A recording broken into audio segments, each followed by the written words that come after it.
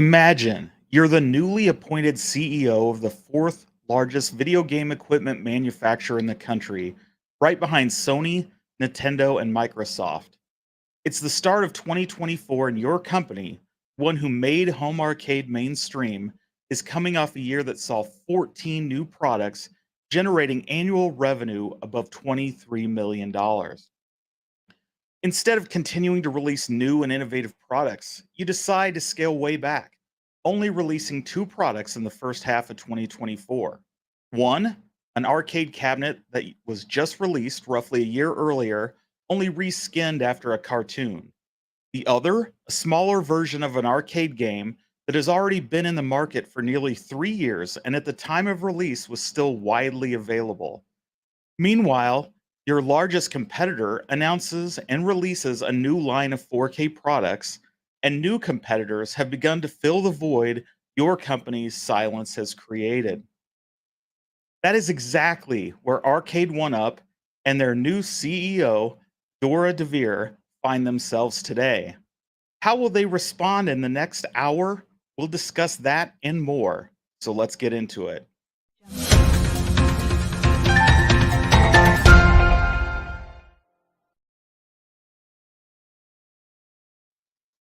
Welcome back, everybody. Appreciate you joining us for another Saturday night live stream. And before we jump into the topic at hand, I wanted to let you all know that tonight, for the first time ever, we are simulcast streaming not only to YouTube, where we stream every Saturday night at 9:30, but for the first time ever, we are also live streaming to X. So I don't anticipate anybody watching over at X, but I wanted to test this cross stream out, see how it goes. If we do end up getting viewers and chatters from over there, that will be really interesting. But wanted to let you all know I'm experimenting with that for tonight's show. Also, if you are new here and you enjoy this show, would appreciate you clicking that subscribe button. And as always, smash the like button, ring the bell for notification. You know the jazz. And let's say hello to everybody that's dropped by so far. First up, we have Kevin Clausen, who is the first, as he has noted. And then Gotham City Arcade wants to know if Arcade1up will be attending Evo this July. Countercade says, let's effing go. Dave Whitaker says, tell it like it is. We need some good news for the summer. Indeed. And Calvin Wong stops by with his patented smiley face. And Kevin's back in. And he wants us to know that Arcade1up won't respond. That's the trick question. Calvin says, yes, a discussion. Zero Redux says, whoa. You are the Matrix. Calvin says, on X, the porn channel. Yeah, I guess so. Yeah, a little arcade porn going on. Thumper Squid wants to say hello to everybody. And Gramps Arcade says, hey, from North Carolina. Well, hey, you. I also want to give a shout out while we're here, Pixel Game Squad. So Riff, Ricky, Chris, and the gang are out right now in SoCal for the SoCal Game Fest in Pasadena. It is their first weekend of this huge show that they took over earlier this year. So wishing them all the luck. Seems like every single retro YouTuber in the country is there right now and has been for the last few days. So I'm sure that is a blast, and I am sad that I had to miss it. But have plenty of shows coming up and plenty of content to go along with it. And Gio has dropped by and says he just got home. Well, thanks for joining us. So let's jump into it. Let's see here. How do we want to do this? There we go. So it's been a pretty interesting week in the home arcade space. And how did Arcade1up spend it? Well, they spent the entire week across the pond in Europe trying to sell arcade games from 2 and 3 years ago, complete with risers. So not even pushing their deluxe line of products. they're pushing the arcade cabinets to Europe that have basically been blown out here in the United States at discounted rates. So it's pretty interesting to see. Obviously, they're over there hoping to expand their European market. Meanwhile, they're back here in the United States completely ignoring the market that made them the company that they are. And so you got to love that. And of course, I'm sure you've all talked about this ad nauseum as everybody has covered this all weekend long. But one of the big announcements, big activities of this week is Buy Stuff's Arcade announcement of this full size replica Super Sprint multicade. Um, I'm not going to dwell on this too much. I'm sure you've all talked about it forever. But the big deal here is we finally have a new company that is making a true replica, really kind of going at the core audience, or at least what the core audience wants from Arcade1up, which is smaller size replica cabinets. Now, this Buy Stuff Arcade, of course, is full size, and it comes at a hefty price. If you pre-order, it's $3,500 basically, which is the exact same price when the original came out in the mid 80s. I did see on eBay there's actually one of these for sale, an original you could pick up right now if you were out in California, for roughly the same price, 3,500, all OG, all working wheels. So it seems to be about the going rate for a vintage one. But here you have a brand new, all new equipment, new coin doors. Of course, that Unico 26-inch screen, LCD in there, and it's a multicade, so it plays far more than just the one Super Sprint game.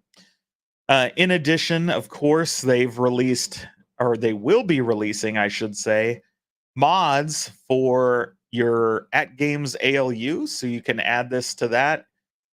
Various mods for previous Arcade1up cabinets, including even pedestals if you just want to hook this up to a TV. So it's a pretty great product, pretty interesting. Dave says, did he play this in the 80s? Yes, I did. And he sucked at it. Yeah, this is one of my actually favorite games from the 80s. I love that 360 steering wheel and just cranking that around and drifting around the corners with those little cars. Of course, off-road is probably right up there with this one. Obviously, it's also by Atari, and it's a great game. But this cab is interesting, but at $3,500 or $4,000, it's pretty pricey for your average consumer. So certainly not the exact consumer that, say, Arcade1up is targeting, but for the arcade enthusiast, this is a big win because this is obviously a true replica. In addition, right, we also have Unico coming in to take on the home arcade space. Previously, they've released the Neo Geo MVSX, which is a pretty big seller. It continues to sell. But this time, as we all know, they're getting ready to release the Nova Blast Arcade, which is a candy cab replica. This one comes in at $1,000 if you just want the bar top, or if you want the case too, you're looking at what is it, $1,200. And if you want to throw a couple of weird looking stools on there, you can tack on another $200. This cab again also features that 26-inch Unico screen. It does rotate. It has hookups for JAMA and HDMI, wired controls or USB controls. So this is a very versatile system. But for this price, it doesn't come with anything else, as opposed to the $3,500 Buy Stuff Arcade, which comes with the full up PC and everything to run that. So probably by the time you drill in, it's very similar in price by the time you add all those other components on. But this one is plug and play, ready to go. You can hook up your PlayStation.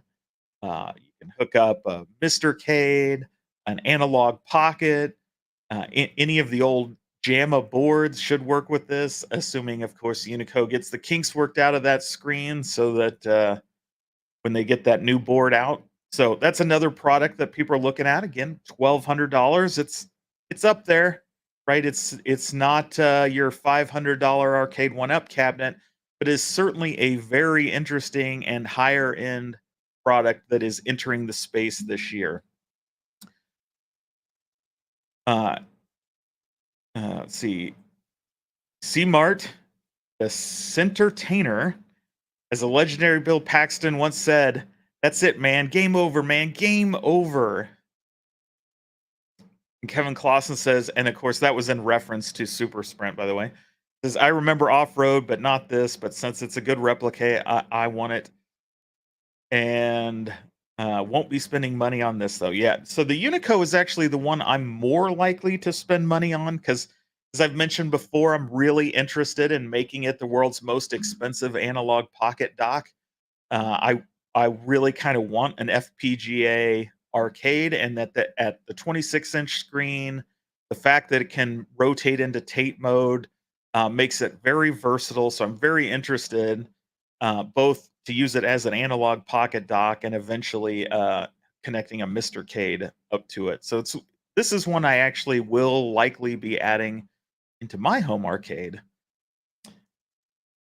And of course, the week before, again, everybody's talked about this ad nauseum, saw Evercade enter the home arcade countercade space with the release of the Mega Man arcade countercade. I don't know what else you call it, with the 6 standard games there, the 2 Mega Man arcade games, the basics from Capcom like Strider and Knights of the Round, and I forget what the other 2 are. Probably Final Fight and something else.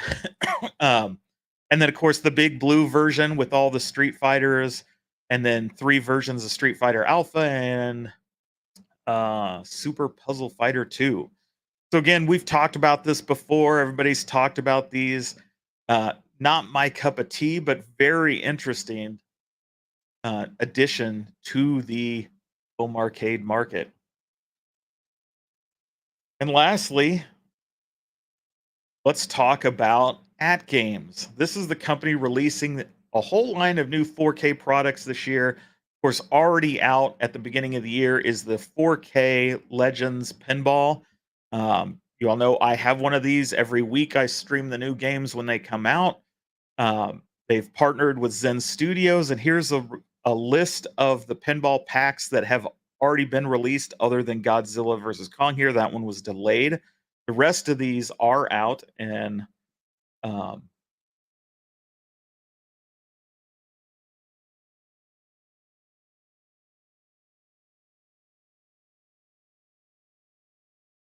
which included Trolls, How to Train Your Dragon, Kung Fu Panda. We have the Godzilla versus Kong, which will hopefully be coming up soon this summer.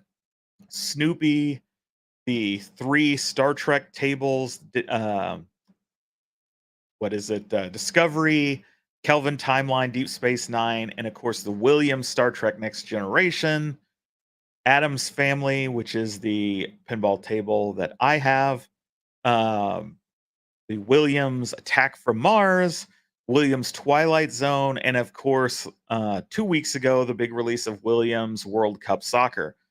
So, in addition to this, obviously, we've all talked about it before, and it's been in the works for, coming soon for nearly a year, is the new 4K ALU, which will be able to play, of course, all the standard games you know and love, but be possible to emulate even newer systems for those who like to use OTG to play more advanced and more creative games that AtGames doesn't actually own the license to. Thumper Squid says this one hurts A1 up the most. Countercades were big last Christmas. Yes, referring to the Evercade Alpha. Let's, so let me stop streaming or stop that deck here. Yeah, the interesting thing, and I do not have it queued up, but earlier this week I actually watched a stream from what is his name? I'm going to draw a blank, but he is an Evercade channel, big Evercade supporter. It was really interesting. It was his feedback on the Evercade Alpha. And surprisingly, I think people in the home arcade space and specifically Arcade1up fans would be interested, I think, in his take because it is the exact opposite of what Arcade1up fans have. So here you have an Evercade fan who's basically comparing the Evercade Alpha to the Arcade1up countercades and pointing out everything that the Evercade Alpha lacks and how they should have gone with a more style of what Arcade1up did with their countercades, which is shocking to me given the quality of what we know Arcade1up brings. He thinks he thinks Evercade did a huge miss going after Street Fighter and Capcom and should have done a Pac-Man of all things. And those of us in in Arcade1up land are sick and tired of Pac-Man. All Arcade1up does is release Pac-Man. And it is crazy. I'm gonna see if I can pull up his name real quick and because I want to give this guy credit. Uh and I know I'm not gonna be able to find it now that I want to find it right off the top of my head. Let's see here.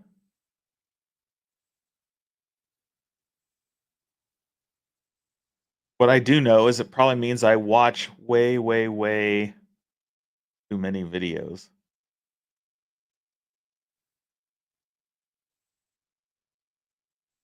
Uh Yeah, anyway, when I find it, oh, Evercade Effect is the channel. So if you guys get a chance, go ahead and give him a view.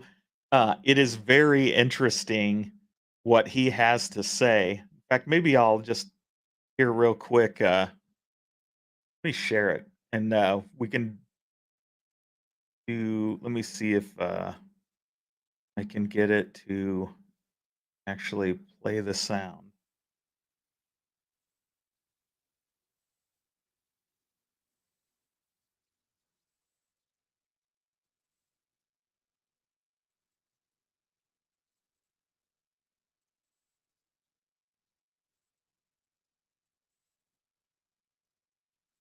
Okay, let me know if you guys can hear this.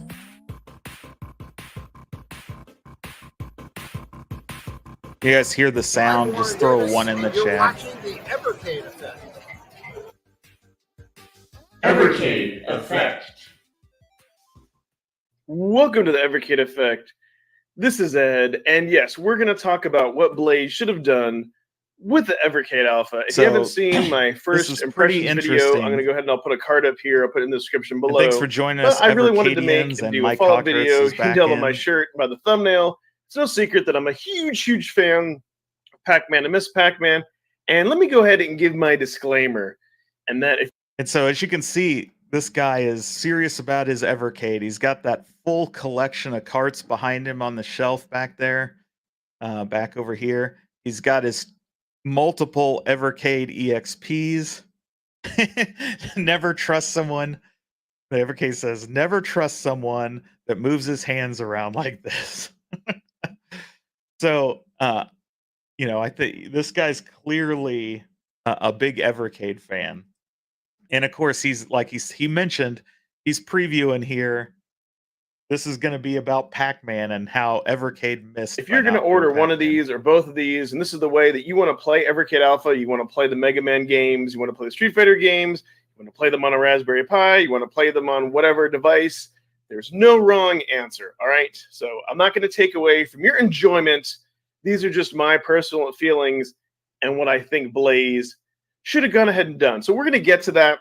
Yes, I'm going to be comparing these with Arcade1ups. I feel it's a good baseline. And before I get into that, really quickly, I'm just going to tell you why. And for me personally, I got into Evercade for the nostalgia aspect. When I saw that they had two yeah. I had to stop because Garage Gamer here he collects Funko Pops. Yeah, I mean, he's got what? 2 or 3 of them there, so I don't know how much of a collector he is. You see a lot of the big Funko Pop collectors have whole walls of the stuff. I know there's another viewer in here that may be collecting Funko Pops, the Beanie Babies of the 2020s. Namco collections, despite the fact that they are a console, that really influenced me into buying into the Evercade system. Now, Capcom is very popular. Street Fighter is very popular. However, I don't think there's a Gen Xer out there who doesn't like Pac-Man, who isn't into Pac-Man, who doesn't find nostalgic. And I think this would have been a better selling points, and we would have gotten a better section of games. Just hear me out. For me personally, like when I play like Street Fighter, like Hyper Fighting or Super Street Fighter, I don't want to go back and play the Championship Edition. I don't want to go back and play the original. I don't want to play those downgraded versions. Now, if that's nostalgia for you, that's fine, but they're a lot slower, right? Go back and play some of the earlier Street Fighter 2s, and just they're a lot slower. You don't get all the characters, you don't get all the cool things. Same with Alpha. Like, I understand there's people out there that want to play like the first Street Fighter Alpha, but if I have Street Fighter Alpha 3, I'm not going to go back and play Street Fighter Alpha 1 and 2. That's just me. So yeah, we get a lot of the similar games, and then on the second collection, the Mega Man games. I don't know, they're okay, but they're not the greatest. And then of course we already had Strider, and we already had Final Fight, on the Evercade EXP. So not a lot of variety there. And of course, the big elephant in the room is that they're missing some type of HDMI or mini HDMI out, especially if you're going to be playing Street Fighter without any online capabilities. Two people are going to be kind of crammed, being on that screen. And I think if they had an HDMI out, this would have added and been huge. Maybe they couldn't because Capcom wouldn't allow it, because then it would have been more like a VS-type console. We couldn't play the Namco collections. So that set aside, I think it would have been better, if we went a different way. Like So I think he makes some very valid points here, right? It's some of the same criticisms we all had with this thing. The lack of HDMI seems like a huge miss. Evercade again is saying, hey, if you want multiplayer and you want a big screen, you should be playing on the Versus. Of course, the problem with that is you're playing on the Versus, you're not going to be playing these Capcom games because they haven't released those as cartridges. So they're siloed on this system, or in some case the mini handheld, which I'd drawn the blank of my name on there. Mike Hockhurt says, I hated Funko Pops, but now they have Bitty Pops that are 1/6 scale, and I have to admit I bought a few packs of those to display in my replicate display. Oh, actually, that's a great idea. I've seen the Bitty Pops. Actually, those are pretty interesting in my mind because they don't take up all the space. But yeah, putting them in your little retrocade diorama is a great idea, or replicate diorama, I should say. But I think Evercade Effect here has a really good point. Again, when you release all these games and they're basically the same game, so the Street Fighter one is essentially coming with 5 versions of Street Fighter 2. Obviously, 2 are Street Fighter 2 and Hyper Fighting or whatever the other one is. And then the 3 alphas. Are you really going to play all versions of alpha, or are you just going to sit on alpha 3 the whole time and not really play all those old ones? And Mike Hockhurt says, Evercade still has 8 carts to release the rest of the year, 6 still unannounced. I really hope they do a few more arcade packs, which was the whole reason I started up the slope. Yeah, and I've heard some criticism of Evercade because it's been over a year since I think they've released any arcade packs. I think the mini arcade was the mini handheld was the last one that had any arcade titles on it. And so people were expecting some arcade packs this year. I don't know if that's going to happen. With the release of the new 1 gig carts, I know Evercade has said they plan to be focused on taking advantage of those new carts. So, I don't know that we'll see any arcade pack unless it's like one or two titles mixed in with something else, right? So it'll be interesting to see if that comes. Obviously it would be a great addition to these alphas if they did also drop a line of new arcade cartridges, but we will see. Number says, I want a 1/6 scale Billy Mitchell to to cheat in my mini arcade. And I'm sure he means cheat, not cheap. Yeah, so I don't know if you saw the latest news on that, Thumper.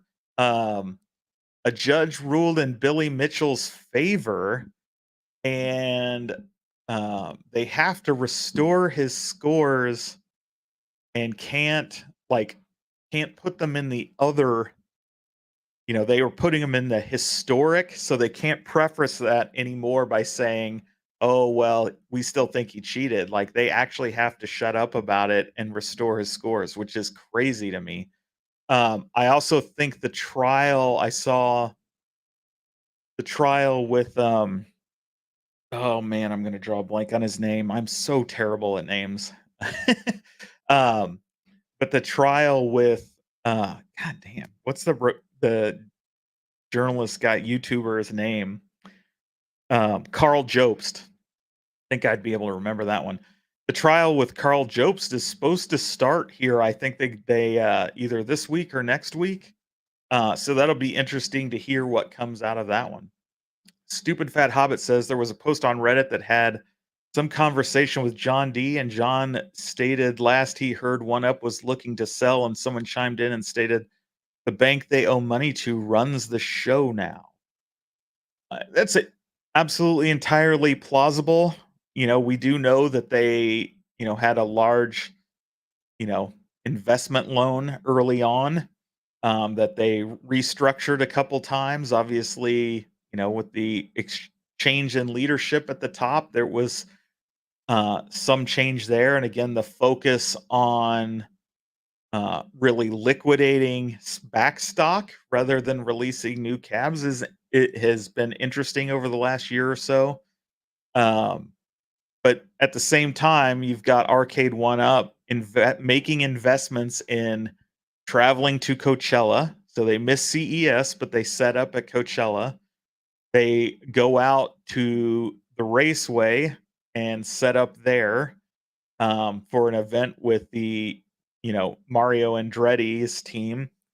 They have now traveled overseas and done a show out there. The CEO went out to Vegas earlier this year for a retailer conference.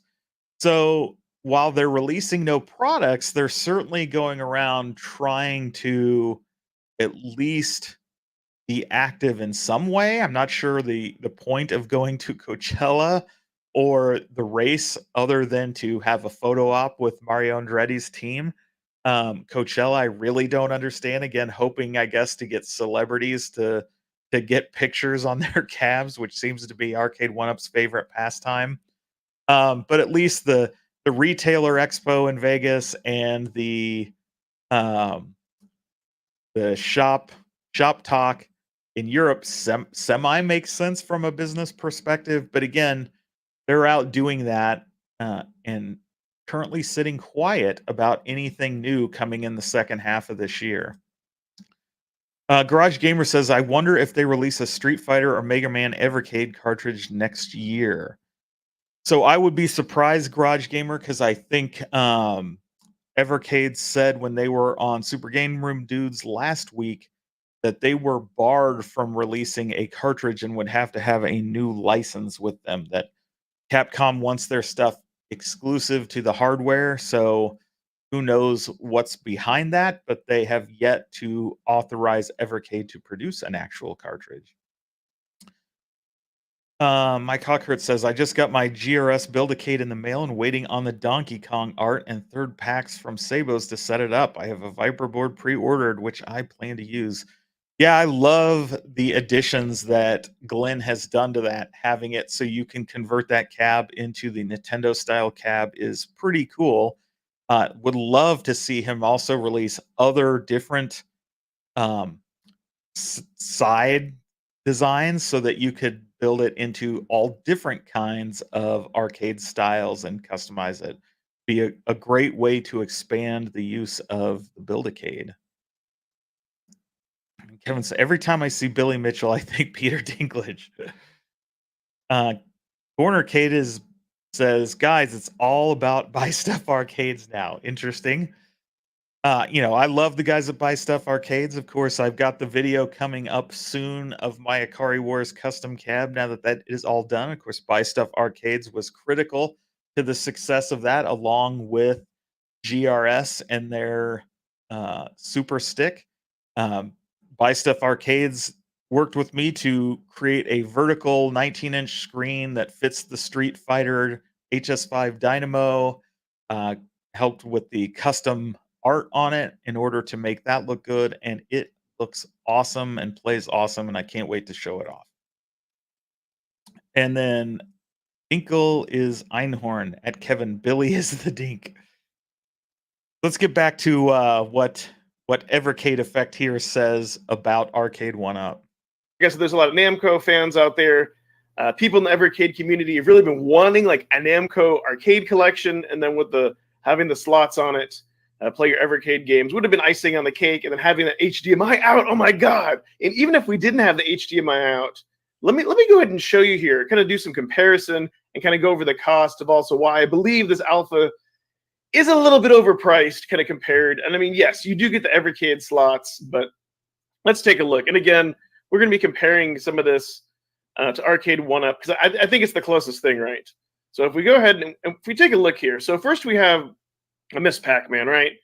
You have the 8-inch color screen. You get 5 games. Now keep in mind, if they did go and do this form factor, you're going to be limited to only playing Tate mode games, which I think that's fine, right? Because you don't want to play these arcade games with the borders around them. I mean, you could, but you want to try to play them as natively as possible so they look great. So that would be one downside to this, but I think it would be fine. But that they went ahead and let's say they created 2 Pac-Mans, a Miss Pac-Man and a Pac-Man. I'll start with the Miss Pac-Man first. You can see that, yeah, you got your 8-inch LCD screen. And for this one, yeah, you get 5 games instead of 6, but you get Miss Pac-Man, which is excellent, right? Who doesn't love Miss Pac-Man? Get Super Pac-Man, which is all right. You get Galaxian, who doesn't love Galaxian? Rompers I'm not as familiar with, but King and Balloon, oh my god. King and Balloon is a fantastic game. So this would have been a better lineup in my opinion. And even without having HDMI out, it would sit on my desk. I would go ahead and play it. I would go ahead and get a lot of replay value out of this because, I'm sorry. I'm not just going to jump in and play one player Street Fighter. I'm not going to jump in and play Mega Man or the other games. With this, I have been looking for a solution to jump in and play me some Pac-Man. And yeah, it would be, it definitely would be cool to have the Evercade slot. So let's take a look at the price of this. You'll notice this is only $149. I mean, yes, there isn't a VS slot, but it's a lot cheaper. For this, you're not really going to need those upgraded Senwa buttons. I wouldn't think for this type of games, but yeah, this is more of a realistic price point. And you can see it appears to be really like the same quality as what the alpha is going to be made out of. If you kind of take a look here, and then we also. So again, like I find this really interesting juxtaposing our conversations last week, where Arcade1up, there's like 6 or 7 of these Pac-Man, Miss Pac-Man countercades released by Arcade1up. I mean, the one he picks out here is actually one of those shark fin designs, which doesn't look anything like the original Pac-Man shape, right? Or Miss Pac-Man shape in this case. But he seems to like not care that much about that, because whereas you have the Evercade Alpha has that clear big blue design, this isn't. He's more attracted to this Namco one that is in a shark fin and not the Namco cabinet design. The other kind of thing is if he really wanted these games, man, Arcade1up has been releasing this thing. As we said, there's 7 or 8 versions of this countercade out there, ranging in price from $180 to $150. They're always on sale. He could have had this over and over for as excited as he's getting for it. I mean, maybe he just specifically wants Evercade to release it. But I think it's shocking to us Arcade1up fans, because we are so sick and tired of seeing this same Pac-Man lineup or Miss Pac-Man lineup on everything. Like, it is released 2 or 3 times a year, every year. And I admire his excitement to get so excited about a lineup of games that we are just sick and tired of seeing. But I guess this is why Arcade1up keeps doing it, like keeps releasing it. Is there are still people out here like this that are just really excited about what they're doing. And Kevin says, I agree. This guy is just sharing his opinion, and his opinion is wrong. So we also have a couple of Pac-Man versions. Before we get to the Pac-Man version, I do want to point out the Pac-Man Partycade. Yes, this is a completely different form factor, and it hangs on the wall. But for $200, so even cheaper than the... Yeah, so again, here he's making a good point that you can get a much bigger screen. It can still be on, it can mount on the wall or still be on a counter, right? Because these things have the stands, though I don't think he knows that. He doesn't mention it. But then you've got the full lineup of 14 games. So he's making another decent point. This is still less than the cost of the Evercade Alpha. Even yet still cheaper, you get this. I'm sure you're familiar with the Partycade, hangs on the wall or the back of door. And look, you get 12 games, right? You get Pac-Man, Pac-Land, which is great. Pac-Man Plus and Super Pac-Man are pretty good. Pac and Pal, Pac-Mania, both Galaxian and Galaga, both Dig Dugs. We get Mappy, we get Rompers. So you get a lot more games. Yes, you don't have the slot here to play Evercade, but still, I'm just pointing out the different values that you...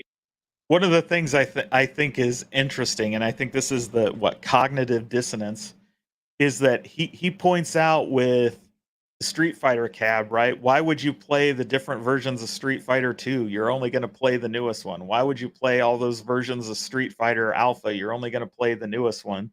But here, when he's looking at Pac-Man, and aside from Pac-Land, all of these Pac-Mans are basically the same exact thing, right?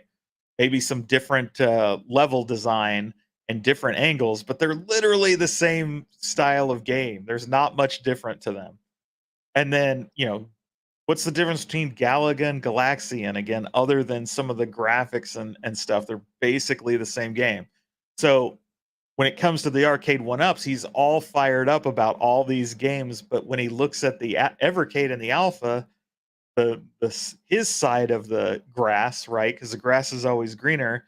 He's upset that they're releasing multiple versions of kind of the same game, but on the countercade, he's all like, "This is the greatest ever." that you would get here. Now, let's go ahead and take a look. There's two different talks, and we're just kind of reviewing. And yes, you'll notice these are sold out. Evercade they do come back in stock. You can also get them through fondly about Amazon. Arcade1up as well is doing. And so let's take a look at this. This Pac-Man countercade. Again, about the same quality that you're going to see in the Alpha. 8-inch screen, and we do get, how many games do we get? I think this one. Yeah, we do get 5 games. And we get Dig Dug, hell yes. We get Pac-Man, again, Pac and Pal, but we get Mappy. Oh my God, I love Mappy. Tower of Draga, I apologize, mispronounced that, which is an all right game, but hey, Jason, still, thanks for dropping these games are replayable. Jump in and out. We get the arcade versions of them. We get the arcade stick. And the price. All right, I got to stop and ask. Jason, you brought it up, so this is not just home arcade, but kind of retro channel. I've seen Fall Guy, so without spoiling it, what did you think? Because I honestly, you see the trailers, and I thought, oh, this is just Hollywood screwing with an 80s classic again, trying to make it all slapstick. But I thoroughly enjoyed it when I watched it. It was surprised me how much I liked it. I'm curious on your take. Did you like it? Do you recommend people see it? Price on this is still $169, and then there's another version here. You get this version of it, 4 games, right? This one is more Galaga themed, as you can see here. Still same 8-inch screen, but you do both get like Galaga and Galaxian. So if we're looking closer, let's say to the $200 price, because this is $179, what if we have Pac-Man, Galaga, Galaxian, and then we jump back on here, and then they throw on they throw on Dig Dug and Mappy. That would still, that would still be good. And this So one of the things I think it's interesting about um, this guy's take is he doesn't realize, like, as he's going through these different Pac-Mans countercades, they're actually getting more expensive with less games, which is interesting, right? And so it's just he either doesn't catch it or just avoids it. Again, also this Pac-Man with the black design, as we discussed last week, doesn't even match any. It's not any kind of original cabinet design either. But he's basically kind of saying the same thing. And I'll let you guys watch the rest of it if you want to take a look. I do recommend it. I found it really interesting. That here's somebody that's more focused on Evercade and how he has kind of the exact opposite of opinion on the alpha than the Arcade1up community does. So it's pretty interesting. I just thought it was pretty neat. Thought I'd share it with you. Jim the Pacers fan and Toxin, appreciate you guys coming by. Yeah, and as Jason said, Fall Guy rocked. It was surprisingly good. I won't lie. I was talking with a friend of mine and I thought how stupid it was going to be, and some of the scenes like in the previews that I was like, that's just ridiculous. And that scene wasn't. It was cut way down, so it wasn't like it was in the trailer, and so they avoided all that. Of course, as a kid, I watched Fall Guy religiously, and so I loved seeing some of the callbacks to the original show mixed in there. It was much better than I could have ever hoped for from a modern Hollywood movie. So uh, I definitely recommend it if people haven't seen it. I think it's available on Amazon Prime and it's in theaters right now. So yeah, and it doesn't take itself seriously, but it also isn't slapstick like when they redid all those movies like Charlie's Angels and Dukes of Hazard and all those, in the early 2000s where they just made Brady Bunch, where they just mocked everything. This one at least actually kind of sticks to the overall feel. I won't say it's exactly like the overall feel of the original movie or TV show, I should say, but it is lighthearted, but it's also just done really well. And so like I said, I recommend it. It's really good action, good acting. Um, just a fun time. Yeah. 20 the first 21 Jump Street was actually pretty good, even though that was also pretty ridiculous. Uh Chris says Fall Guy is one of the better 2024 movies. That's the truth. There really hasn't been much of anything in 2024 that's been very good. Um, but Ghostbusters wasn't too bad, but Godzilla was kind of crap. And I can't recall much of anything that I've been, Civil War was a giant letdown. There's just so many that I mean, we're in the heart of the summer, and what has there been? What has there been this summer for movies? Like, I think the only, like, halfway decent one is Deadpool, Wolverine, and that doesn't come out till the end of July. MK Kid. Oh, yeah, Dune was good. Obviously, Dune 2 was good. But it's interesting to hear people's take because I've really liked Dune 1 and Dune 2, the new versions. But some people it's a take it or leave it thing. But that new Mad Max movie, like, just immediately died. That Furiosa or whatever it is. VR is the future of gaming. They've been saying that since the 90s. So hard. Like that eventually, maybe someday VR will actually become the president of gaming. But for the last 30 years, it's always been the future of gaming. The sad reality is that VR is great for about 30% of people. There is a ton of people, whether they wear glasses or suffer from motion sickness, things like that, that will always inhibit VR from being successful. That's where I think Facebook and their whole idea of the metaverse and trying people going to live in VR is just It's just a pipe dream. A lot of people just can't do it. Like, they physically cannot do it. Yes, did you pre-order the Evercade Alpha? I did not. Um, for the price, again, two 230, 250. It's up there. I'd rather spend that on a project cab or something. I do like it. If you're a countercade guy, it's nice looking. That's the one I'd buy if I was going to buy a countercade. Yep, nobody wants to wear a headset for more than a few minutes. That's exactly right. Needed Mad Max. Yeah, I mean, who wants to watch Mad Max without Mad Max in it? It just felt like a reach, right? They're gonna go to a character from the, the last one. Was Tom again, horrible with names. Tom whatever his name is. They're taking, Charlize Theron's character, making her younger, trying to make her the lead. Just, again, Hollywood doing what Hollywood's been doing, and, I would just rather they recast somebody as Mad Max and do a whole new Mad Max one again. Like, go off on a side character is just clearly other things. By the way, has anybody watched the new Star Wars?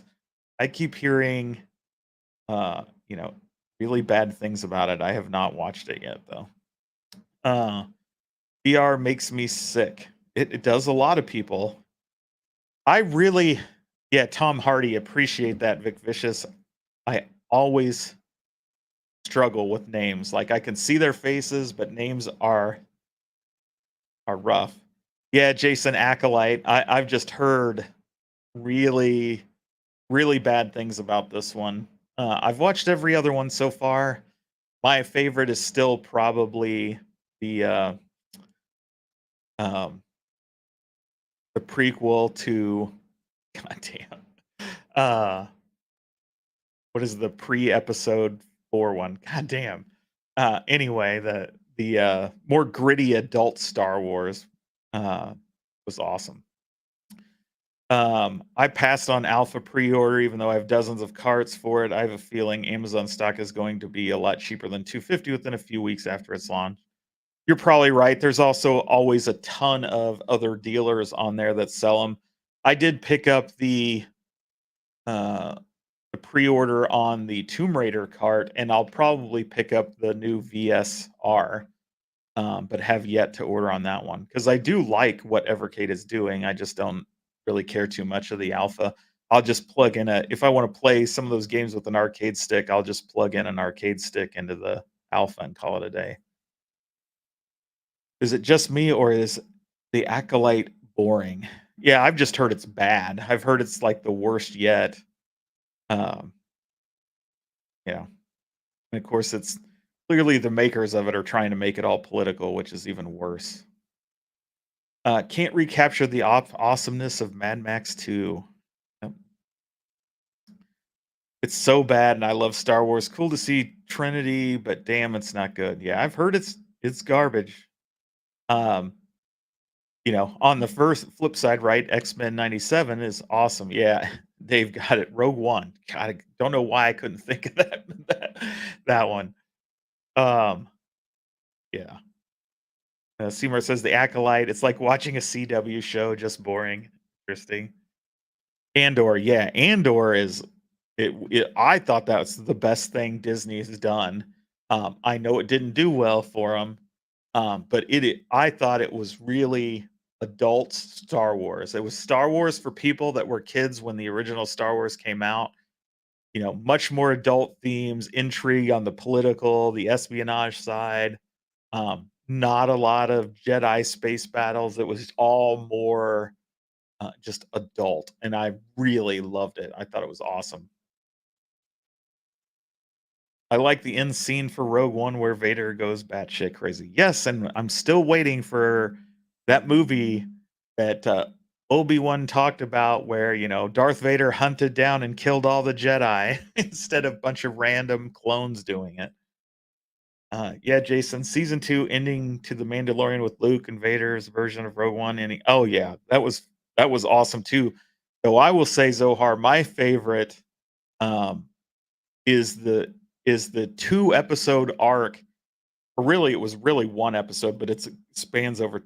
There's begins in 1 episode before it of Boba Fett, where Luke is training, uh, Baby Yoda. To me, that was every bit as good as an original Star Wars movie over that episode. And obviously the deep fake of Luke in that one is infinitely better than the ending of Mandalorian season 2. And so they did such a good job. And to make that go away so quick was disappointing, because I really think the storyline with Baby Yoda should be Darth Grogu. He should be the big baddie. He should be the Thanos character for all these that are come together for this big movie. Because the whole plot of Star Wars, this is where Disney's getting it all wrong. All of Star Wars is that father-son relationship, right? It's as Dave Filoni kind of points out, and he learned from Lucas, is that it's always been about that father-son relationship, right? Luke grows up without a father. Obi-Wan takes that role of a father figure, teaches him, which is why Luke stays good, believes in the good, is able to turn Darth to good. Whereas juxtapose that with Anakin, grows up without a father. Qui-Gon becomes his father figure. Qui-Gon is killed almost immediately, and Anakin has to turn to Obi-Wan, who's more of like a brother, and Senator Palpatine ends up taking that father figure role, and so or Anakin becomes evil and goes towards the dark side. And so here you have that same kind of thing with Baby Yoda and uh, the Mandalorian, where the Mandalorian is becoming Baby Yoda's father figure, but he gives him up to Luke. Um, and we see both Ashoka and Luke talk about all the fear that's inside Baby Yoda, and how dangerous that is. And the separation between him and Mando is the perfect catalyst, because he can see Mando get killed or something in the future, and that really drives into Grogu's fear and turns him to the dark side. And then we get this evil Yoda, right, that really can kick ass like Yoda did, but on the dark side, and would be the perfect giant ass villain for all these Disney shows. But I don't think they're going there. They seem to want to go towards the female Mandalorian and the old, you know, Clone Wars storylines. So we'll see. Uh Rogue One, Mandalorian, all good.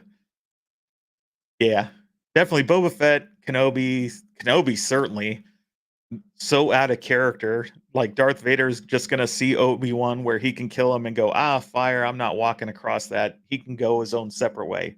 Makes no sense.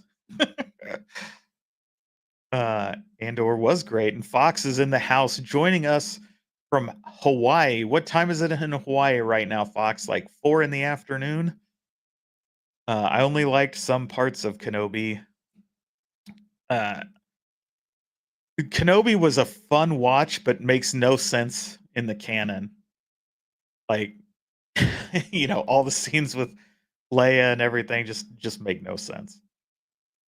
I feel like Andor started great, and then I don't know where the story was going. Yeah, my only criticism was Andor was how much it had to jump in timeline because of him being in the detention center, right? They had to really, because the idea was there, he was there for months and months, in order to learn what they were doing, plan his escape, and they couldn't really capture that because they weren't going to do this like that little part of the story over seasons, so they had to just jump it real fast. That's my only criticism, is the time jumps in that part of the season, because the first part focuses really on one main story, and then as you get in the second one, it's just jumping really fast to get you to season 2. But I'm still excited for season 2 coming out. I think, like I said, I still really liked that one. He says, loved watching Kenobi do simple jobs in the beginning to barely fill his stomach. He let people bully him, knowing that he could destroy them. Yeah. Yes, Andor and that 70s, 80s Star Wars feel, but like he said, with an adult undertone. Yep. I cried like a little girl when Luke killed all those Death Troopers. Oh, yeah. I mean, it was awesome seeing it again. And that's what I think is so great. Everybody knows I'm obsessed with AI. And I think that is what is so great with the deepfake technology, the AI stuff, is we eventually could get the Star Wars sequel we really want at some point, having, AI versions of Mark Hamill and Harrison Ford and Carrie Fisher all reprise their roles. I mean, I would love to see the actual, like, Disney to do some kind of reset, delete all this stuff, Lucas to buy it back, as been the rumor, and then take the Thrawn novels and do that as a real sequel trilogy 5 years after Return of the Jedi. Do Admiral Thrawn the right way, do Luke and the twins all the right way. It would be so awesome. Mike Hockert says, I have the original XP, which has the Capcom games and HDMI out. Yes. Yep. They are available for about 200 by a few dealers on Amazon. The R comes with the Tomb Raider cart, but no other games on it. Yeah, it's funny too, because right up until they released the EXP-R, you could still get the EXP and all those other things for a reasonable price, and then, like, in an instant, they're all like, "Oh, we should just charge way more for these now," which was frustrating. Jason says, "When Luke makes one Death Trooper shake completely apart, it was so worth it." I don't get the hate for Episode 3. Seeing Anakin turn into Vader and burning was incredible. So I hate Episode 3, I'll tell you that, and it's mainly because it's not what I wanted. Sure, and that Anakin has to face Ben and turn into Vader, that should have happened in the first act. And what we really wanted to see, and why people, I think, don't take well to Episode 3, is we wanted to see that Darth Vader that's at the end of Rogue One. The badass Darth Vader that is going across the galaxy, hunting down and killing every Jedi. We wanted to see the badass Vader just kicking ass. And we sat through 3 movies to get there, and all we got was Vader screaming no at the end. Like, it was very much a letdown, and I think people like me, at least, have never forgiven George Lucas for that. The high ground was no joke.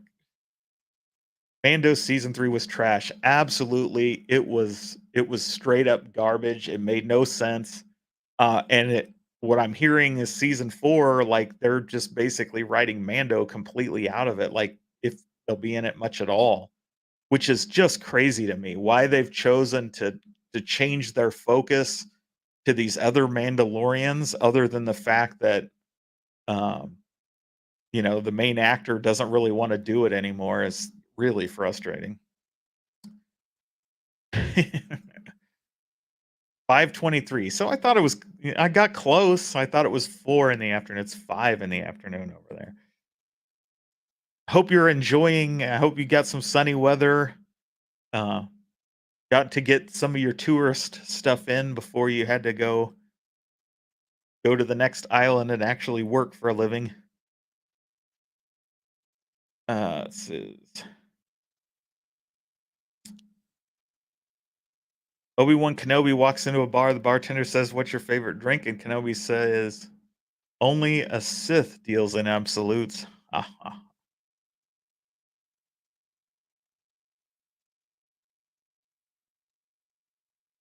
Pretty soon, fan-made versions will be the thing to watch instead of whatever Disney is. 100%. I still like fan-made versions. I still watch Troopers every year, and in fact, I literally just watched it, or Troops, whatever it's called. Literally just watched it like a couple months ago. That is so good. If you guys have not seen Troops from forever ago, I highly recommend you watch it. It's a Cops version, fan-made version of Cops, but it's Troops on Tatooine. It is so good. It is so funny. If you haven't seen it, it is a must watch. Who do I have to a friend here to get me a glass of blue milk? Yeah, that stuff is gross. No. You can actually go to Disney World and get you some fake blue milk. They have the green stuff too, but I don't think you can do like Luke in the sequel trilogies and get it straight out the tap. Does Darth Vader have sleep apnea? I'm relatively sure he does. Did you get a THX 1138 feel during Anders' time in the detention center? Oh, I'm sure that that was definitely intended, right? With the stark white. That was definitely, I'm sure, brought into it as an homage. Any idea why Numbskull is posting nostalgic hype for Akari Warriors all over social media the past few days, hours? Oh, I did not see that. That would be awesome. Yeah, I mean, right on time for me releasing my custom cab project. That would be hilarious. Uh, yeah, I might actually buy that one if I've steered away. I love what Numbskull is doing, but the size is a bit big for me. The 1/6 scale is perfect. Displays nice on a shelf. There's plenty of room to have several cabs to create a little diorama.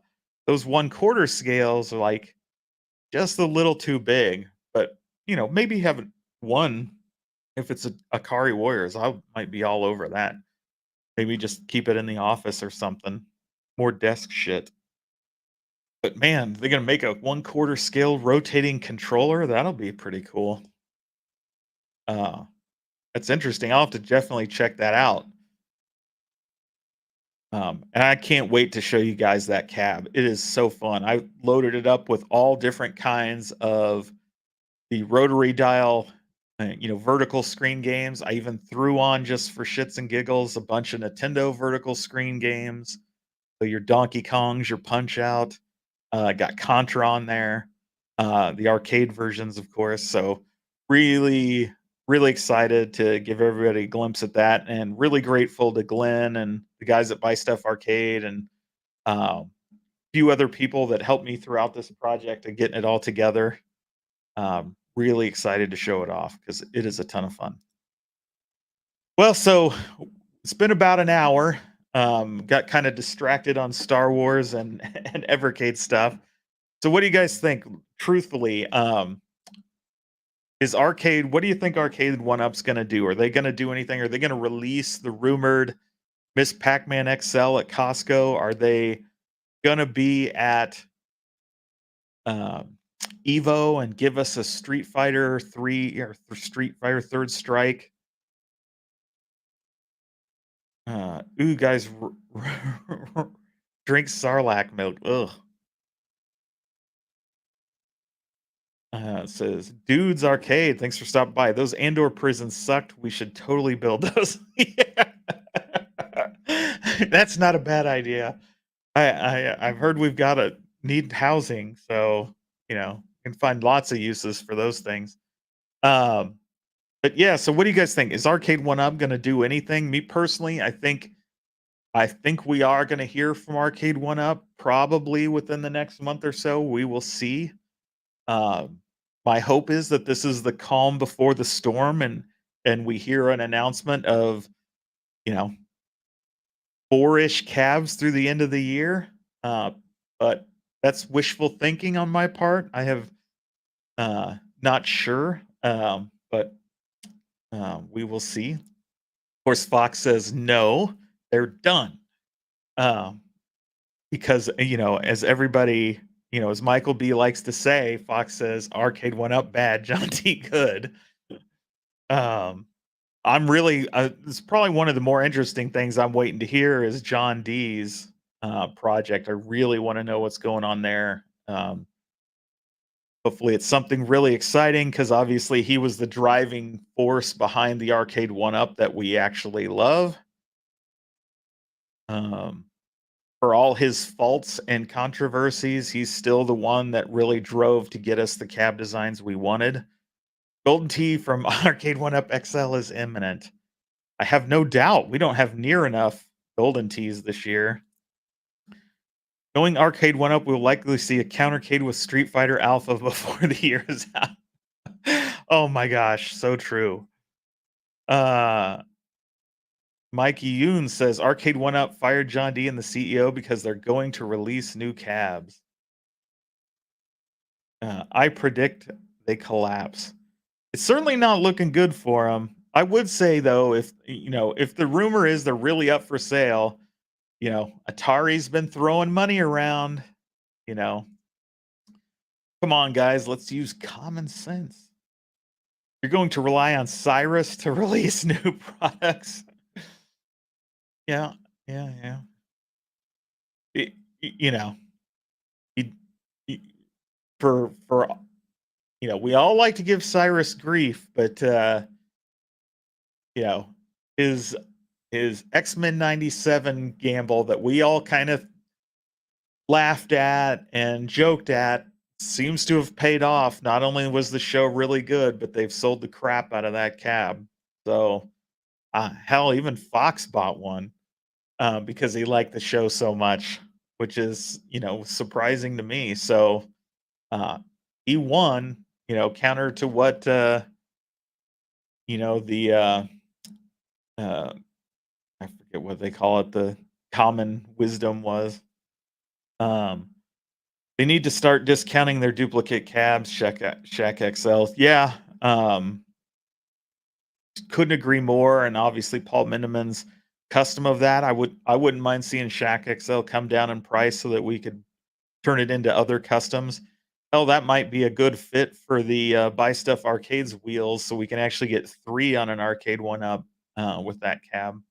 Although it doesn't exactly look like a Super Sprint cabinet, it certainly looks more than those shark fin ones. I believe One Up is wanting to sell. If they are, um, again, Atari seems like the right partner. I've said that for better part of a year.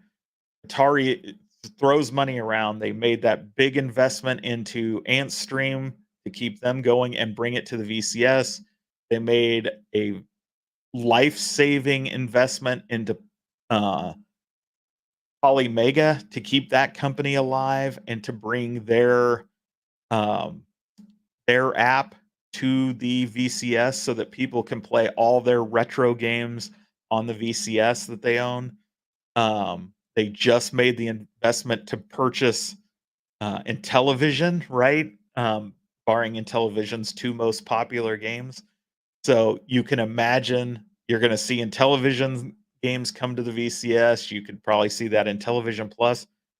Atari, the people behind Atari right now are serious about moving, and what wouldn't make more sense than to buy Arcade1up with all the licensed arcade games that they have, and talk of them having an arcade app in the works, right, in development for the last several years, to do some sort of multi-cade type thing. Um, Man, if they actually have that or in development of that, I can see Atari making a giant investment there in order to bring that to the VCS as well. Um, you know, Atari obviously likes working with Arcade1up. They have a whole bunch of cabinets with them, and they continue to produce them, even like that ugly X-Men 50 over there, or X-Men, the Atari 50th that I'm staring at right now, which is a giant piece of crap. Um, in looks and design, since the deck is designed terribly. They're just staying afloat to sell their remaining inventory. And the biggest, I agree with that in large extent. The biggest is, as we've seen from releases from their supplier, they moved the vast majority of their inventory last year. And so going into this year, they had very little inventory left compared to in history. So, um, yes, some of the older calves that we're seeing now dry up, like Tron, like Golden Axe, and probably soon the um, Dragon's Lair. A lot of that stuff um, is getting near the bottom, and they're delivering and selling through what they're producing, which would hopefully mean Arcade1up has to come out with some new stuff in order to meet the inventory demands that are currently selling. Because they are still selling cabs, they're just not the ones we want. I hope by fall I see Cyrus working at Starbucks. Well, that's mean. Wouldn't you rather Cyrus become the hero and announce all kinds of new games that he's been working on? And all hold out hope, right? I think they'll release a few others this year, but could be all rehashes. I agree. I think that's likely the case. I do hope they strike out. Hopefully, seeing all these other companies enter the space this year, they clearly sense blood in the water, right? They think they can take on Arcade1up, that it's wounded, that it's quiet, that it's not going to do anything. Are all these companies entering the space enough to scare Arcade1up and its investors into getting their act together and delivering what we want? We're just going to have to see, I guess. When it takes 12 months, 12 to 18 months to get a new cab out, Arcade1up has been doing anything. We should be hearing about it soon because they've got to get them out and ready for Q4. Let's see. Evercade Golden Tee would be sweet. My Arcade1up 2025. And of course, I can't believe I left off New Wave Toys and Glenn's entry this year. Obviously, it isn't the full size or 3/4 size we wanted, but it is a direct shot at Arcade1up. Yeah, when is Atari going to stop acquiring crap? I don't think ever, honestly. I think this is the new owner's strategy, who has plenty of money, uh, is to keep them alive through acquisition. And I'm more impressed that the VCS that was all but dead before he bought the company, and even when he bought the company, um, he's really making it uh, keep going and adding more and more value to people that own the VCS. It's not one I've ever purchased, but the more they keep adding to it, the more I'm actually starting to really consider buying the new VCS that's not really new anymore, right? It's like 5 years old at this point, but they keep expanding its capabilities with all these acquisitions they make. It's pretty crazy. Um, Imagine being CEO of Konami, sitting down with Cyrus and him saying absolutely a million times. Yeah, yeah, yeah. And them saying, "Hey, um how many units of Teenage Mutant Ninja Turtles Deluxe do you think you're gonna sell?" And Cyrus says, "Well, somewhere between a zillion or a 0 and a million, right?" Uh,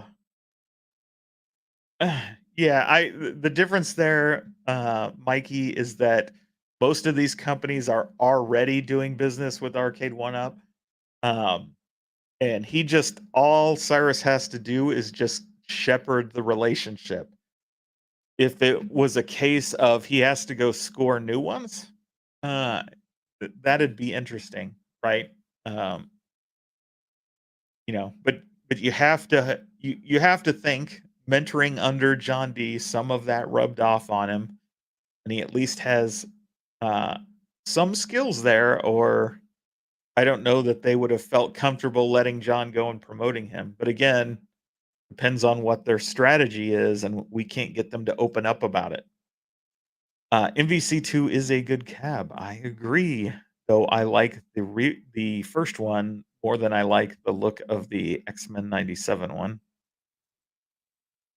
So, in all fairness, X-Men 97 and the original one don't have real art on it, so either one is good. And I do think the X-Men 97 art is cool. I just don't think that it makes any sense for an MVC2 cab. Online work pretty good on it now. Yeah, yep, indeed. The other thing I'll say that Arcade1up clearly so far has an edge on their competitors is they're making these things work online, and nobody else really has to this point. Um, they're just not smart enough to leverage that. as they say, it's a big miss that they don't go around to all these retro gaming cons and hold live online tournaments so that people can watch people play live on these things. Esports is a big deal. Obviously, Evo's held every year with these fighting games. And I mean, look at the publicity that the Tetris Championship gets with um what's his name? Louis uh, I'm embarrassingly for also forgetting his name. The one who just set the beat Tetris really, for the first time, and then like three other people did it after he showed them the way. Um, you know, those are huge. Like people talk about those, they're big draws. And if you went around regionally to these big shows, to SoCal Gaming Expo, to Midwest Gaming Classics, to Game On, um, to the Game On Expo in Phoenix, right? The Purge in Portland. You have these massive regional shows, and even smaller ones like KC Retro and some of these other ones, but where you went around and you held Street Fighter tournaments or Mortal Kombat tournaments, and you went in and you set up all your cabs and you linked them, and you did live streams on YouTube with those, and especially the ones that have spectate, right? Like KI and MK2 and all this stuff, so that everybody could be watching along at home and watching the stream. Like it is such an inexpensive promotional thing to do. It makes no sense to me that they don't do it. I mean, hell, they could get volunteers at every one of these cons to run it for them. All they'd have to do is ship those cabs around. I just don't understand why they don't do it. It would be a huge moneymaker, and then you could have a national title championship at the end at one of the big, really big ones, or even at Evo. You could make that your national championships at that thing. Um, it would just be so much publicity for them, and I don't understand how they don't get that. I know Travis MCP tries to push them that way, but he's solely focused on online. And Moat does a great job of shoutcasting those, but man, it's like they've if they did it in person, they would just draw in so many more people. Imagine Cyrus aggressively negotiating for the S&K license with Saudi Prince. Yeah. Uh, I remember Shaq XL Best Buy for 300. Yeah. What's up, Rexer at Mikey Yoon? Interesting.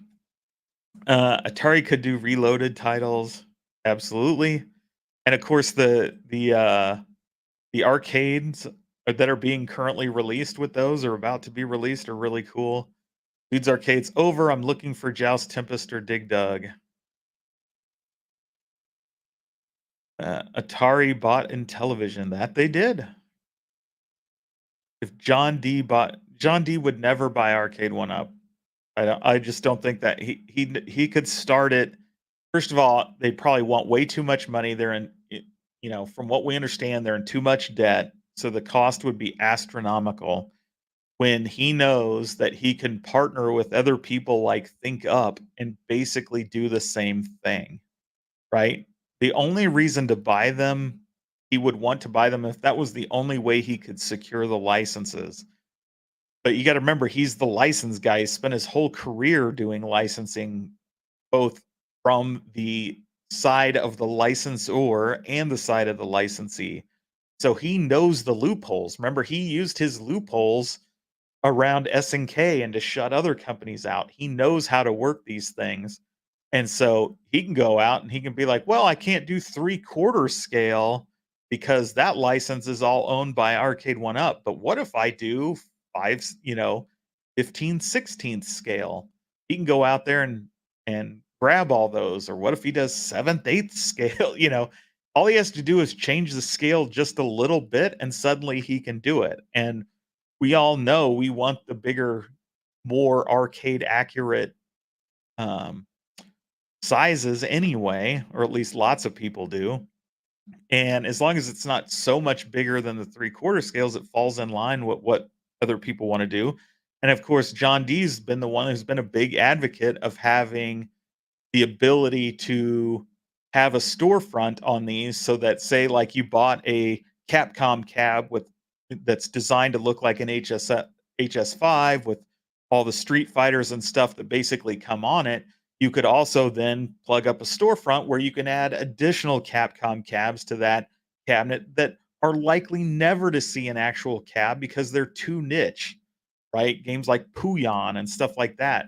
Um, 1941 and 19XX and some of those other ones that are just never ever going to see a mainstream cab. And that's really my name. Big Doug is $2.99 on Shop Hippo.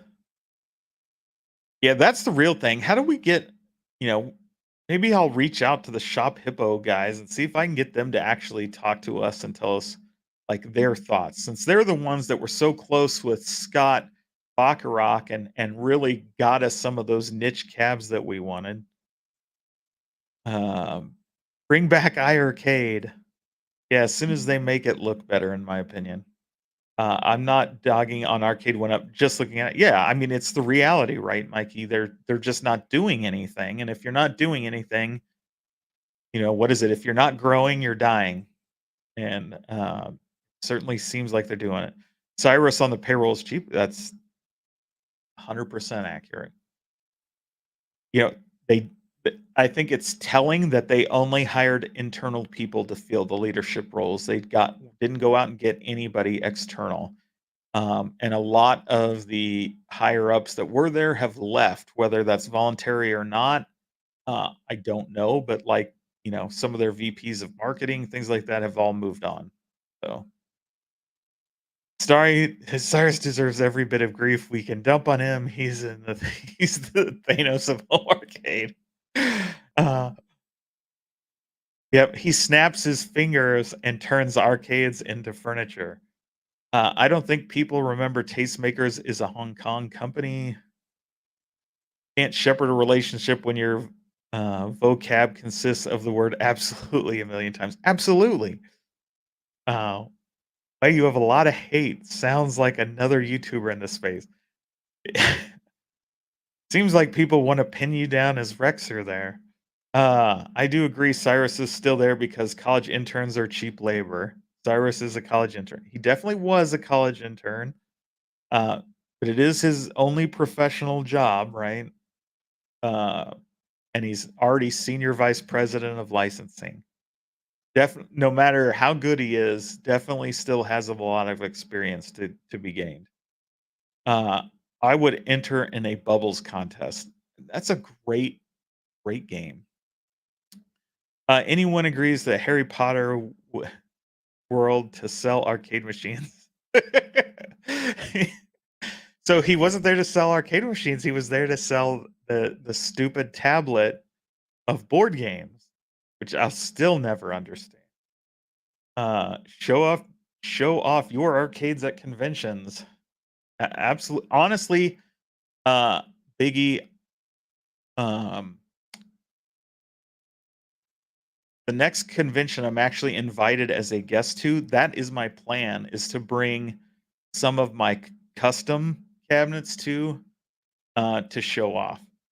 Because I wouldn't really sell anything, right? But that's my thought process. I'll probably bring a couple out just to show off what you can do with Arcade1ups when they're not doing anything.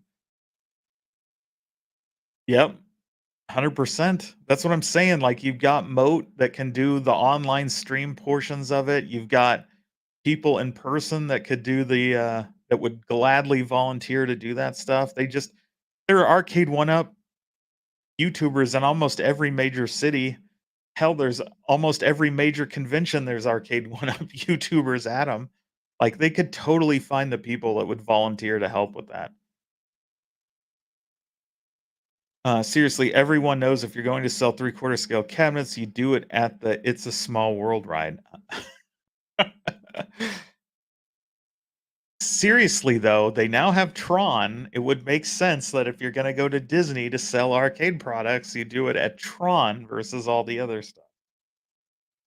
But then they don't have a Tron cabinet anymore to sell, so.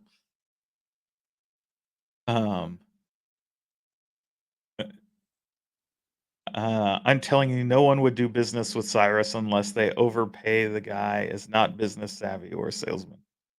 Yeah, just keep in mind the guy that we see on streams and in his TikTok videos or Instagram videos. It's probably not the same guy in the meetings, but probably not too much different. So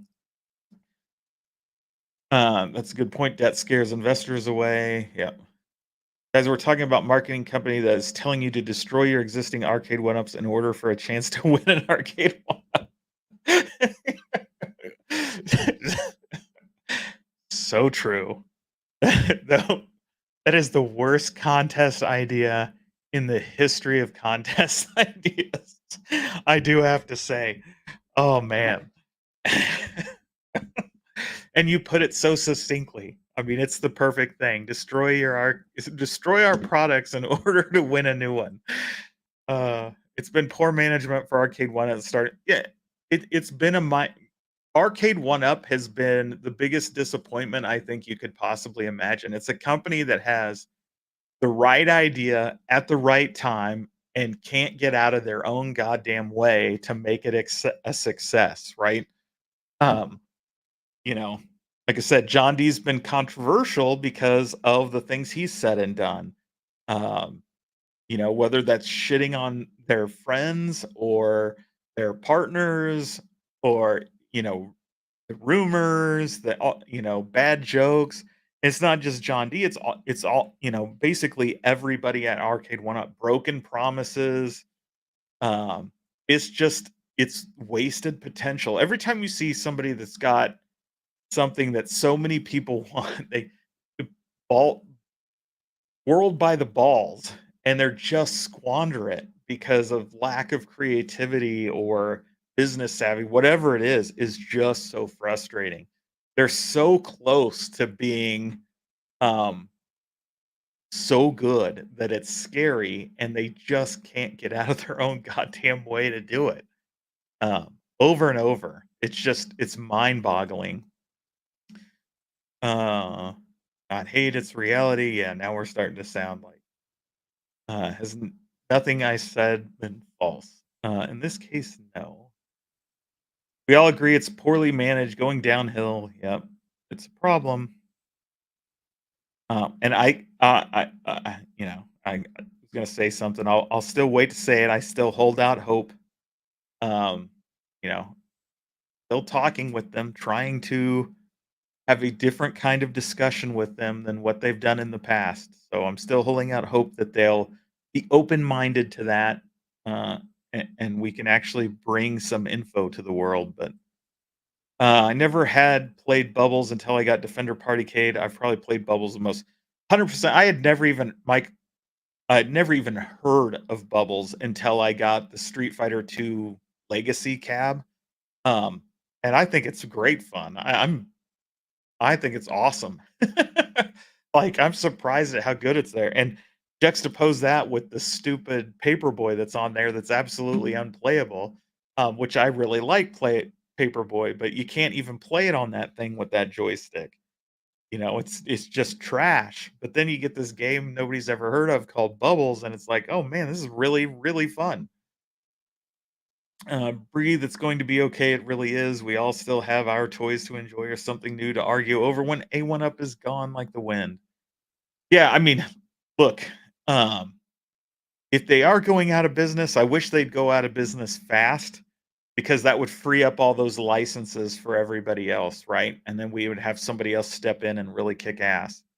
Um, but man, they either need to die quickly or start delivering. Big Blue is 440 at Shop Hippo now. James, we are having a healthy discourse. If I'm offensive, then no, I'm not. I'm not finding anything you say offensive at all. I think it's a good discussion.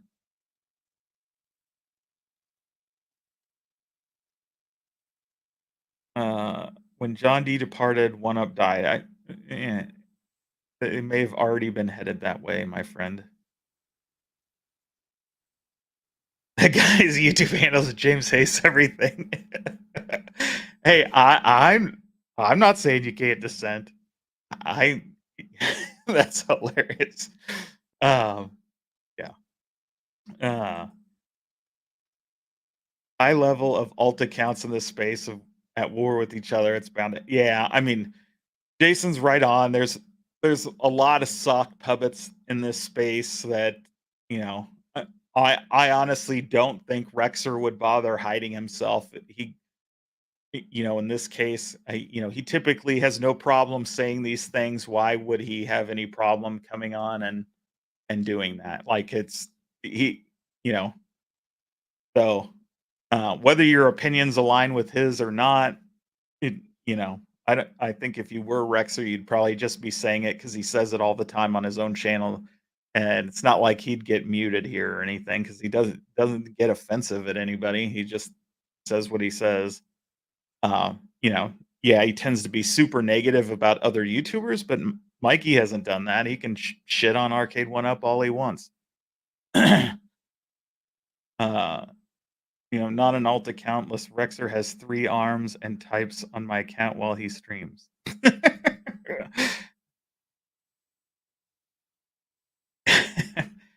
But he's, from what I've seen, and hear, he's the number 1 Arcade1up YouTuber, Rexer is, so you youngins.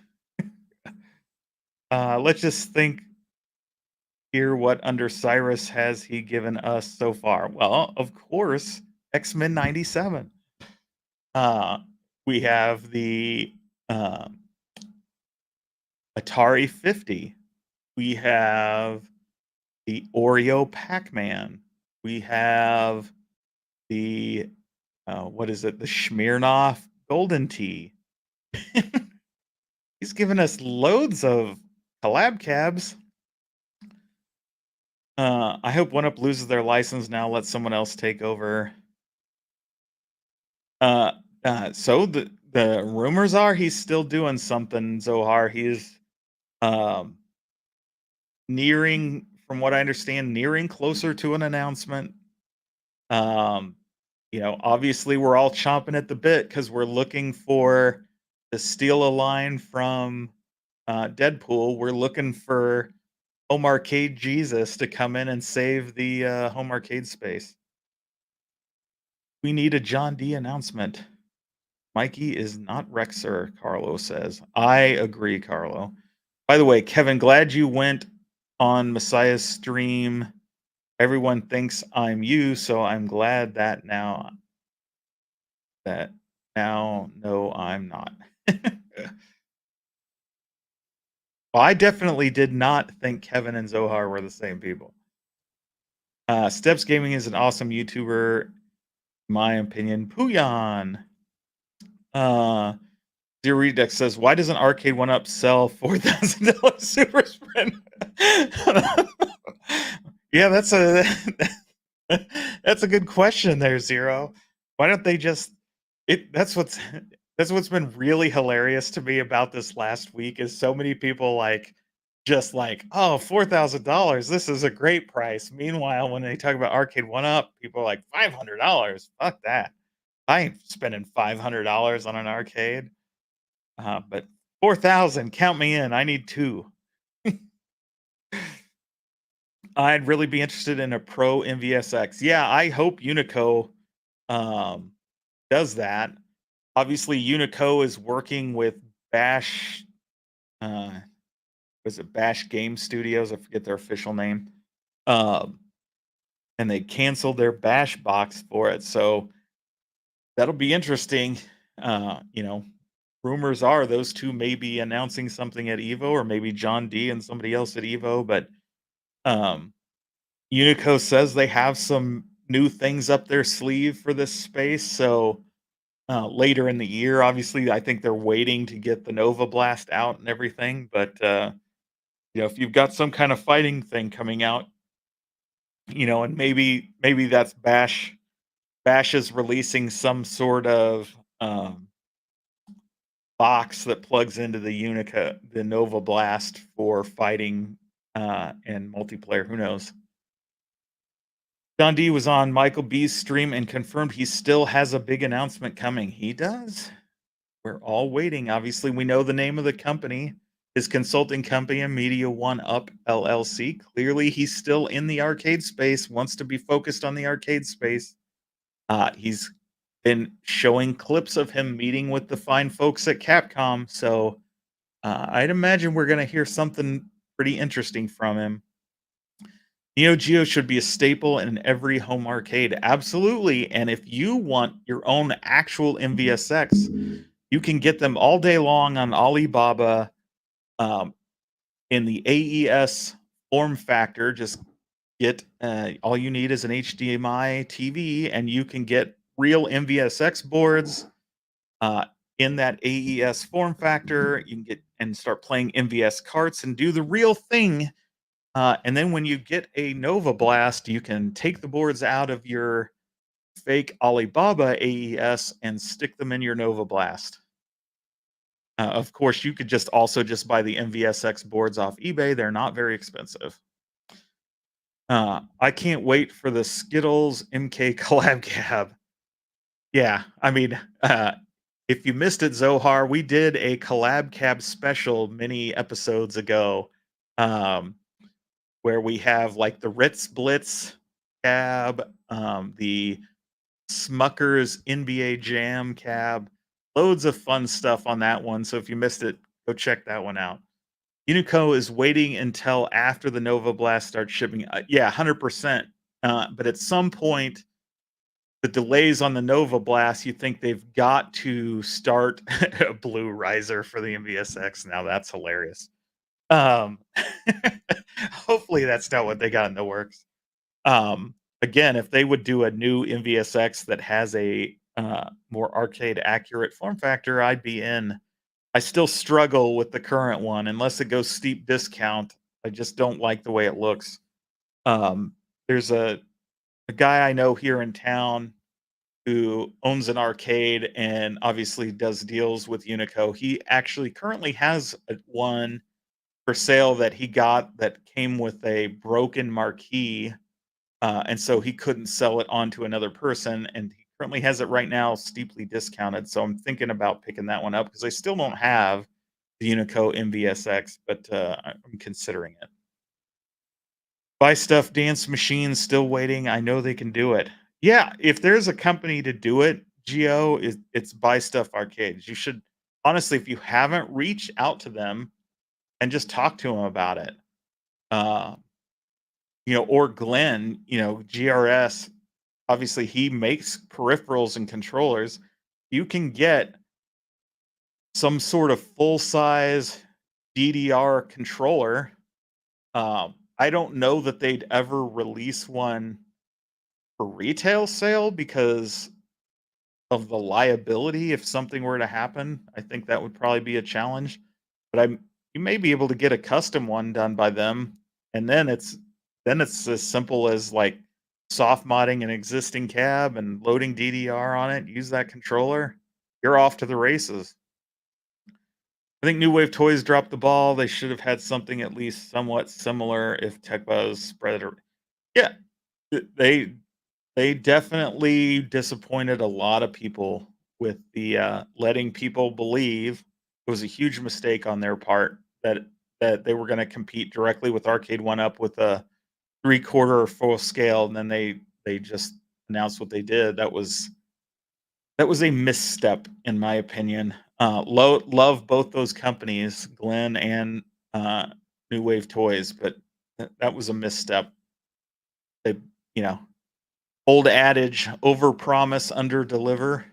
you know, supposed to be the other way around: under promise, over deliver. And in that case, they definitely over promised. They let people believe that they were really gonna do something awesome, and then not that, and it overshadowed ultimately what they did release because it wasn't what anybody thought it was gonna be.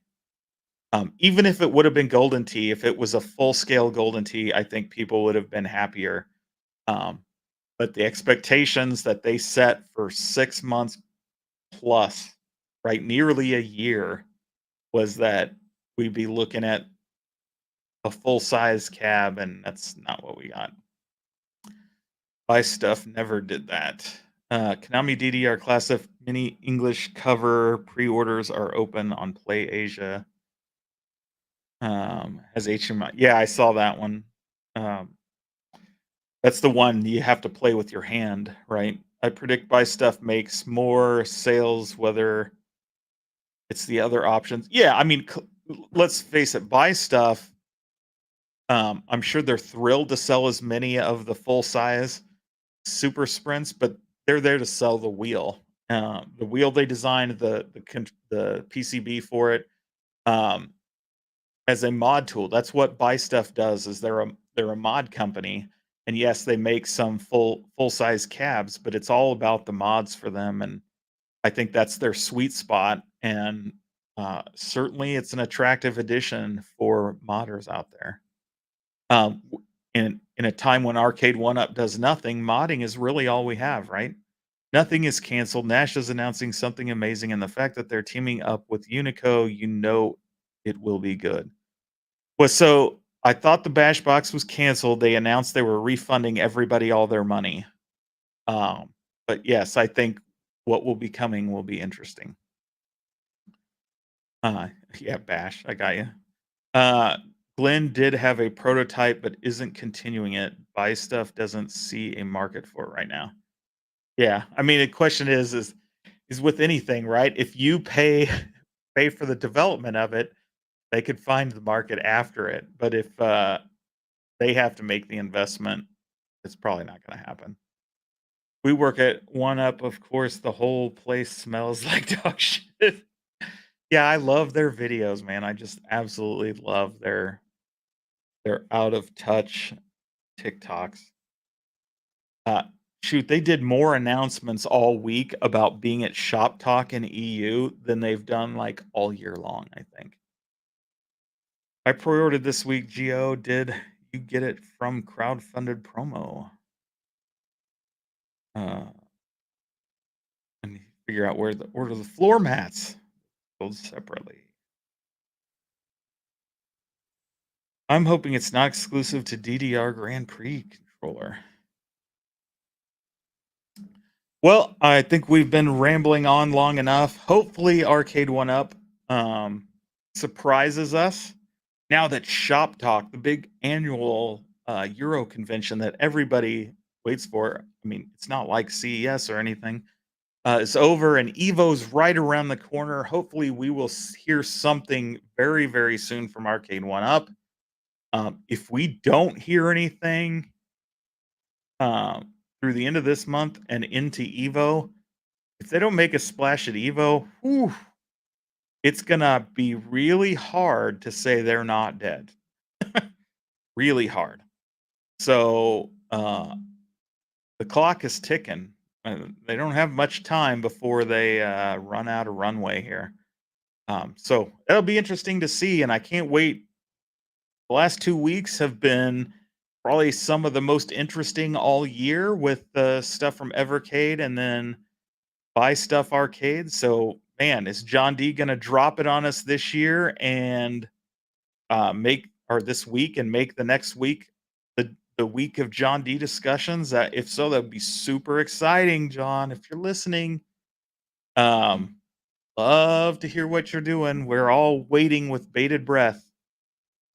So, appreciate everybody coming by. Again, don't forget to smash the like button. And if you're not subscribed, I saw a lot of new names tonight.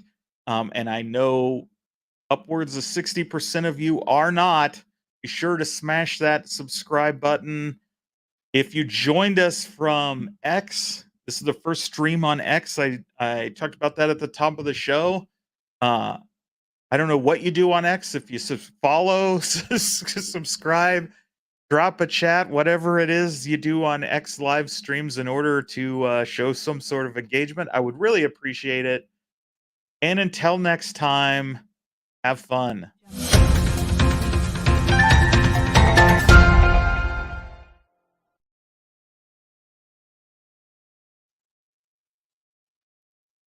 Maybe it'll stop.